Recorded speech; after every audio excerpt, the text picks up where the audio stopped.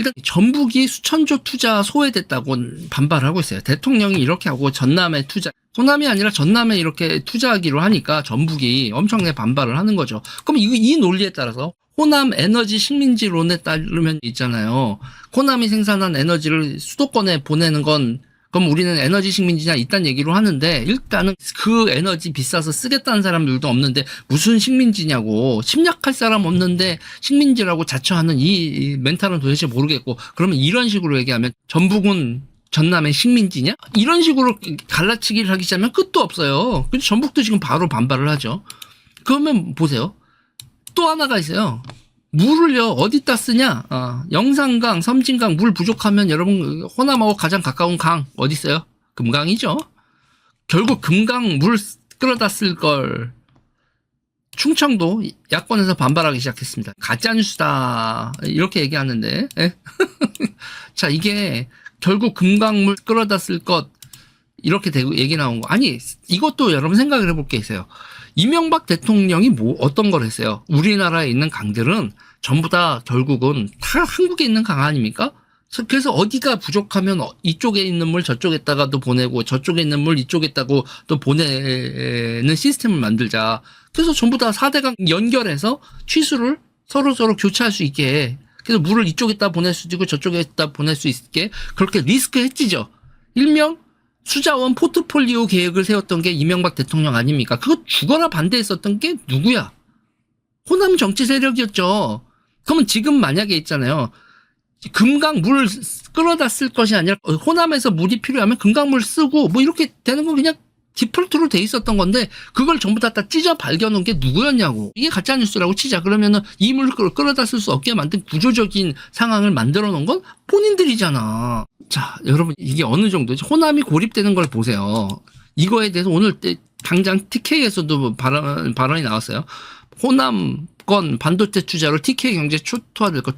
TK 경제 초토화될지 어떨지는 모르겠지만 일단은 여러분 배가 아프잖아요. 그리고 또 보세요. 여기서 또 그러면 대구 경북만 이러겠어요? 부울경도 마찬가지지. AI 반도체 국가 투자 전략서 배제된 부울경 지역 정책에 부글부글.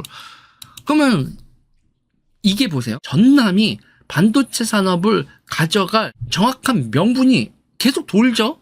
맨 처음에 전기가 풍족했다. 아니 전기 풍족한 거 아닌데 논리적으로 박살나니까 그러면은 물 걱정, 그래서 물도 문제 있다. 그러니까 물 걱정 없다. 결국은 맨 마지막에 오늘 논리가 그거잖아요. 기업이 결정했다. 이게 기업이 결정했다라고 보입니까 여러분?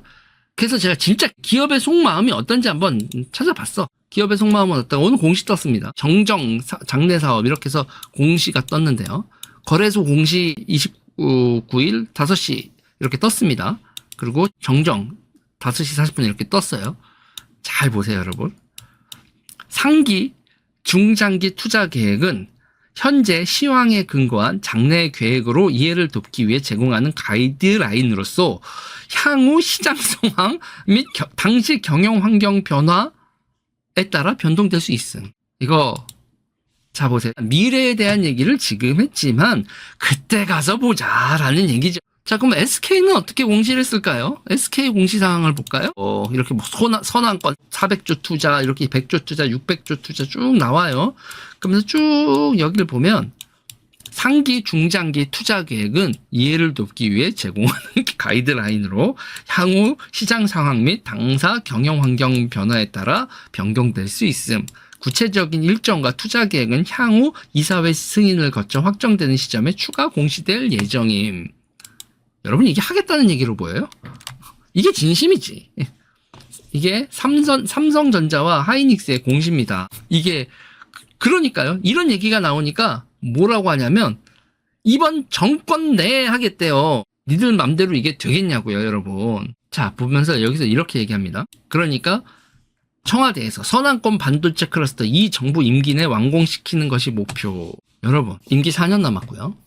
용인 평택 반도체 공장 지을 때요. 토지 매입에만 8년 걸렸어요. 8년. 그러니까 그러면 묻겠어요. 토지 매입에만 평택하고 여기서 8년이 걸렸는데 그러면 광주에 있는 땅 주인들한테 손목 비틀어서 여기다 반도체 공장 지어야 되니까 이만큼 부지를 강제로 신속하게 1년 내로 토지를 해결을 했다고 쳐. 그러면 공장 짓는데 몇 년이 걸리는데 저게 임기 내 완공이 되나? 이 사람들아. 말 같지도 않은 얘기를 하고 앉아있는 거예요. 그래서 또 옛날 뉴스가 나올 수밖에 없는 게 옛날에 하이닉스, 김대중 정부, 니네 정부 때야. 박지원 장관님, 그 당시 장관이고 그러셨죠. 잘 기억하실 거 아닙니까? 하이닉스 마이크론에 무조건 넘겨라. 그래서 정부에서 넘기라고 했었단 말이에요. 하이닉스 답 없다고. 근데 절대로 그럴 수 없다라고 한 거. 그때 김대중 정부 때도 넘겼으면 지금 마이크론 녹아나고 우리는 저거 우리 거였는데 이러고 있을 거 아닙니까? 지금 마이크론에 있는 공장들 원래 일본 거주? 엘피다 반도체 뭐 이런 거 지금 일본 공장들 다 일본 반도체 업체 마이크론이 인수한 거 아닙니까? 그때 2002년 정부가 하이닉스 매각 추진했을 때 반대했었던 사람들 금융권 인사가 증언을 하는 겁니다. 공장 부지 건설은 회사가 경질성을 따져서 정하면 정부가 도와주는 시기여야 하는데 정부가 먼저 정하는 방식은 좋아 보이지 않는다. 과거 하이닉스 이사회가 정부의 매각 추진을 반대한 것을 참고해 삼성전자와 하이닉스 이사회에서도 신중하게 결정해야 할 것이다. 자, 여기서 하나 얘기가 있습니다. 이번 정부가 법을 바꿨어요. 이사들은 누구한테도 충직해야 된다? 주주에게도 충직해야 된다. 호남의 결정이 주주 이익에 부합할까요?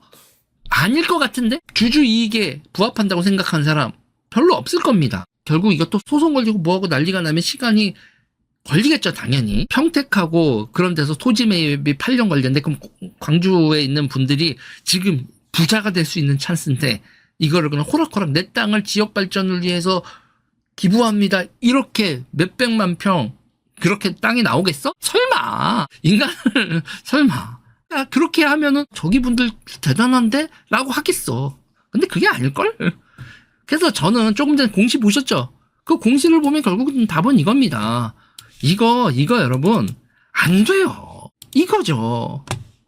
호텔 경제학, 천조 투자 발표, 시민단체 결성, 일자리 창출 시위 지원 요구, 한 바퀴 돌아서 결국은 호남에 돈 한 푼 들어가지 않았지만 활기가 돌았다. 이거로 끝나지 않겠냐고. 결론은 진짜 왕건이 천년대에도 똑똑했다고.